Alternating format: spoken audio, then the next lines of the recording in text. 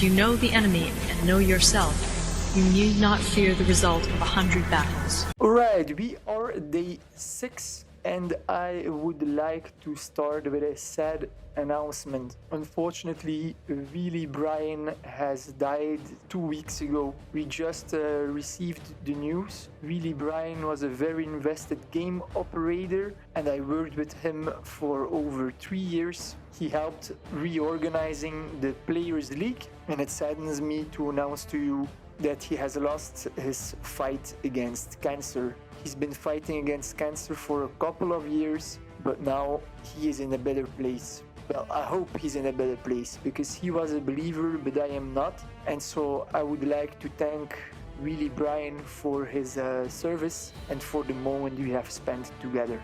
Life continues, so does the Player League, and so does this game. So let's continue and honor his memory. Let's start with Africa. Southwest Africa yesterday has declared war to Angola as both sides had accepted peace. Now, if two sides accept peace, which means they're not gonna attack each other, this means they have a non-official, non-aggressive pact which should be registered. If they are not able to register a non-aggression pact because one of the two parties already has a pact, then they need to fight, which is now the case with Angola, who unfortunately today turned AI. So this is pretty unfortunate, but it is what it is. Bechualand is still going crazy on AI, so is Upper Volta. Soon though, there will be no longer AI in Africa, and then things here will start to become very interesting. We've got the United Kingdom who is already sending units to Africa. Subs from Upper Volta are coming. This is going to be interesting. Poland is still struggling with Ukraine. Ukraine isn't giving up at all and just keeps driving with his units in a large stack. Ural and Volga Perm made peace. Also in this case, this means this is an unofficial non-aggression pact, so both had to resume their war again. Ural is in war with both Argelansk and Siberia, and now also with Volga Perm. Argelansk is in war with both Volga Perm, Sweden and Ural, and Volga Perm is in war with both Ural and Argelansk. Turkestan is attacking Kazakhstan. He's still running high on AIs. So is Syria. Maklik and his friend Nationalist China have now completely destroyed Indochina. The last province here is going to fall, and then this will be another player who bites in the dust.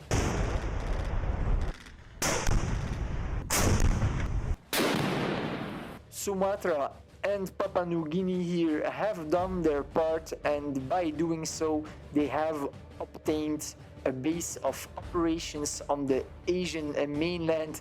This is not good for Maklik and Nationalist China. Papua New Guinea is finishing off New South Wales here so that he can consolidate his power in Australia. Khabarovsk has now utterly defeated West Yakutia.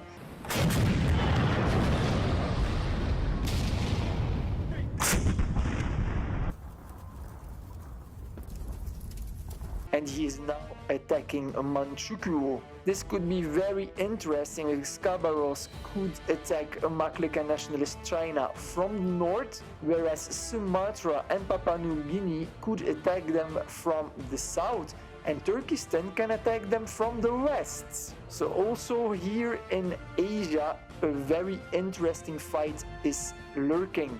Up to America now. In South America, the clash has started. East Amazonas is attacking Sao Paulo and Colombia is attacking East Brazil. Let's zoom out to see what is happening over here. The war has freshly started, so not a lot has happened yet. There are some places on the border where Sao Paulo is in the advantage, and on other sides it is East Amazonas who has the advantage. Plenty more units, however, are coming. I also see that he has a large air force. He has 8 interceptors level 3 and he has 5 attack bombers level 2. Also Sao Paulo has interceptors, 9 interceptors level 3, so this will be a very interesting match. And there is another one here, so that is 10 in total. East Brazil has 10 interceptors and 10 tactical bombers, but he has less land units, and unfortunately his entire force is in the east and he's being freshly attacked by Colombia, so it's looking very, very bad here. He doesn't have a large army at all. Let's see what he has. I'm gonna select it all. 15 infantry, 10 interceptors, 10 tactical bombers, 3 anti-air, 11 artillery, 3 light tanks, 2 rocket artillery, a sub, a battleship, a destroyer, 5 medium tanks and 4 armored cars. Ooh, that is a very, very small land force. He's gonna be screwed. He's gonna be screwed! Anyway, so far for South America, let's go to the north now. Kansas is now in war with Northwest USA as predicted. Illinois is standing his own. The fight is very well balanced and it is a small front, so it is easy for Illinois to defend it. Kansas has a smaller army. He has an air force though, but it's no match for the Air Force of Northwest USA, who has 8 tactical bombers level 3 and 8 interceptors level 3, whereas the Air Force here of Kansas is far inferior with only level 1 planes. Also here, this will be a very interesting game to watch. We've got a Sashketa one here who is moving again. I have no clue what he is doing. He has not replied to my messages. He's doing very little. I have no clue what he's doing actually. Who's Sashketa1? What is he doing? Anyway, it will be very interesting to see how the fights here will evolve in both North America, South America, what's going to happen in Africa, who's going to survive here in the Russian Federation, what will happen in Asia.